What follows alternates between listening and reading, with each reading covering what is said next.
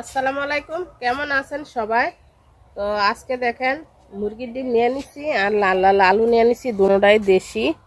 মানে এটা আমার পালিত মুরগির ডিম আর এটা তো দেশি আলু, সবাই জানেন এই আলুটা খাইতে মজা। টমেটো দিব। যারা যারা ভিডিওটা দেখতেছেন কষ্ট করে পুরাটা ভিডিও দেখেন। ছোট্ট একটা ভিডিও শেয়ার করলাম আপনাদের সাথে। আর রোজার দিন তো একদিন পরে পরে ভিডিও দেই, তো ইনশাল্লাহ রোজা গেলে প্রতিদিন ভিডিও দিব। রোজায় অনেক রোদ, তো রোদে কাজও করা যায় না, কষ্ট হয় অনেক। তো টমেটো দেখেন বাংলাদেশে এত পরিমাণ সস্তা, টমেটো কেউ খায় না, মানে আমরা নিজেরাও খাই না। রোজা না থাকলে হয়তো একটু একটু খাইতো মানুষ, কিন্তু রোজা তো এজন্য খাওয়া হয় না। আমার কাছে সব টমেটো পাইকে গেছে, এই যে এই পাশেও দেখেন সব পাইকে গেছে। পাকিয়ে খাইতেছে টমেটো, ওই যে গেছে। আমার মুরগির ঘরটা দেখেন, দুইটা মুরগি থাকে, তো একটা ডিম পারে, কয়দিন দুইটাই পারছে। ওই যে দেখেন ওই ডিম পাইরা তারপরে বৈশা থাকে, সকালবেলায় পারছে ডিমটা। তো এটা আজকে দিব না, কারণ এগুলা পুরান ডিম, সিদ্ধ করলে চুলা দেব, আর এটা চলবো না সিদ্ধ করলে। আর আমার বাড়ির মাসালা এদিকে দেখেন, আমি সব ধরনের সবজি আছে এখানে। তো এই যে এই পাশে করলা আছে, তো পুঁই শাক আছে। দেখেন কি পরিমাণ রোদ উঠছে, মানে তাকানোর মতো না। আর যারা যারা আমার আগের ভিডিওগুলো দেখছেন তারা তো জানেন যে এখানে পুষ্কুনি ছিল আমার।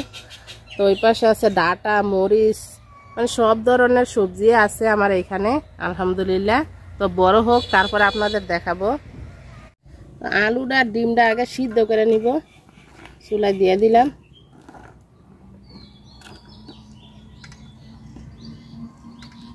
তো ডিম আর আলু সিদ্ধ হইতে হইতে আমি একটু মশলা বাটা নিব, রসুন, মরিচ আর পেঁয়াজ একসাথে বাটা নিব।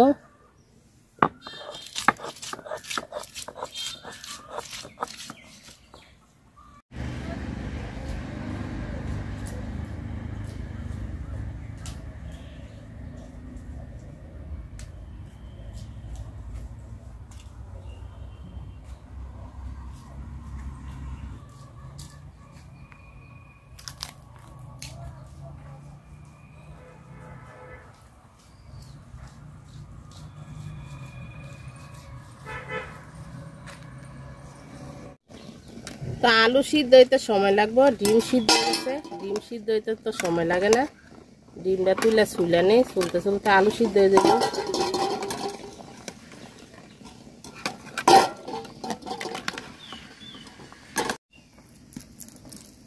তো ডিম ছুলে নেই, পুরান ডিম, তাও দেন চলে না।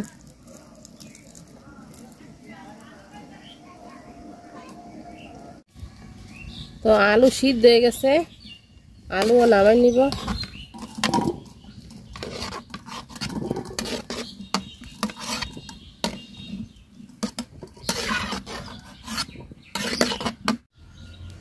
তো আলু ছুলে এভাবে বাইঙ্গা নিব আমি আলুটা। তো অনেকে রোজা থেকে মাংস খাইতে পারেন না, যেমন আমি মাংস খাইতে পারি না। তো এরকমভাবে রান্না করে খাইয়া দেখতে পারেন, ভালোই লাগে, খারাপ লাগে না। তো ডিম ভাজা নিব, ডিম ভাজার জন্য তেল দিয়ে দিলাম। তো তেলে একটু লবণ আর একটু হলুদ দিয়ে দিলাম। তো ডিম দিয়ে দিলাম।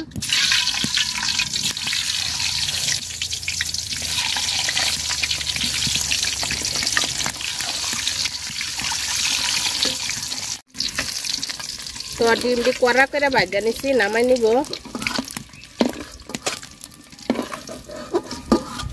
বাটা মশলাটা দিয়ে দিলাম।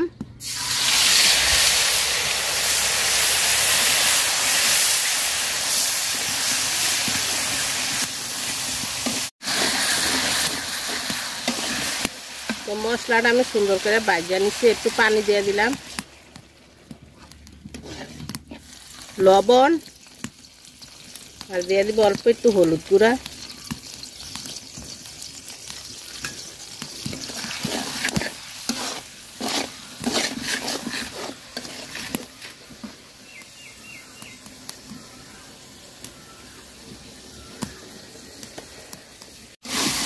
তো মশলাটা আমি সুন্দর করে কষায় নিচ্ছি।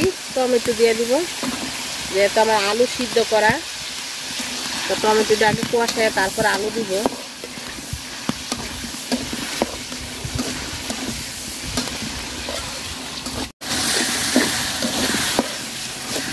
টমেটোটা আমি সুন্দর করে কষায় নিচ্ছি, সিদ্ধ করা আলুটা দিয়ে দিলাম।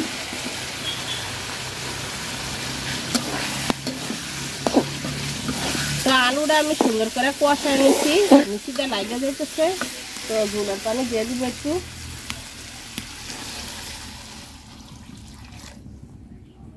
এই লাল লাল আলু দিয়া ডাল রান্না করলেও ভালো লাগে, আবার এমনি তরকারি রান্না করে খাইলেও খুবই ভালো লাগে।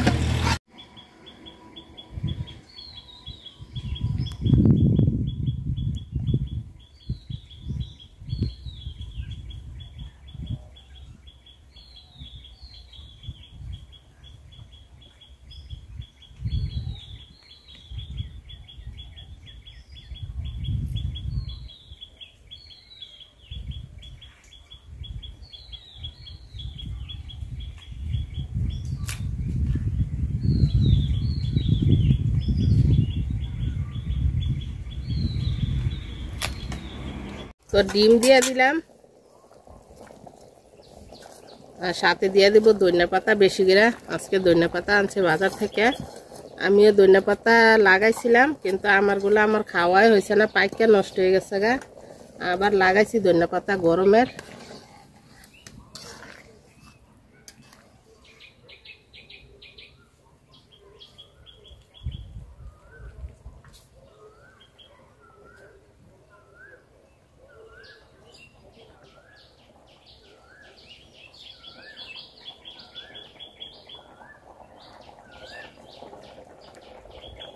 তরকারি হয়ে গেছে, ডিম দিয়ে আলুর ঝোল নামা নিলাম।